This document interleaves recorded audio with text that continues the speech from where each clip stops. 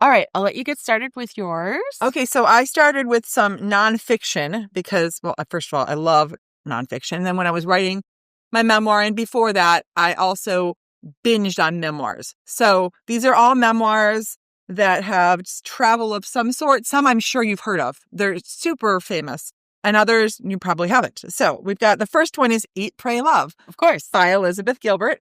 And it's just, these I've read too. These were a while ago that I read. So I'm just giving you the basics and I'm saying, hey, this is a great way to go and check out a place you might not go. Yeah. So Eat, Pray, Love, it tells her the journey of the author's self-discovery as she has a seemingly perfect life turned upside down.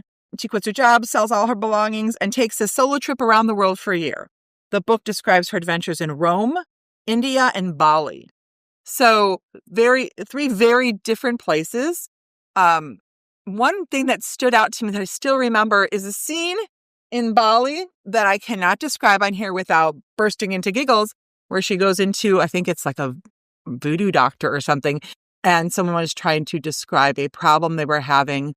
Again, I haven't read this in a while, but I was listening to the audio in my kitchen and my husband came in the room as they were discussing something to do and using a banana to demonstrate how to use a certain remedy. So I'm not going to explain anymore. Nikki's trying not to burst out laughing here because if you can just imagine that. Now, that's the thing that sticks in my head. But the way the memoir was structured, I really enjoyed the way she wrote this.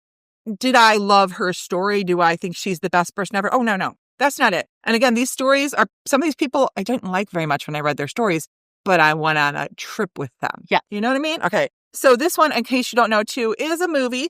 It was made into a movie with Julia Roberts. Haven't seen it, but if you don't want to have time for reading a book, check out the movie at the library. You know, it's one way to go on a vacation too.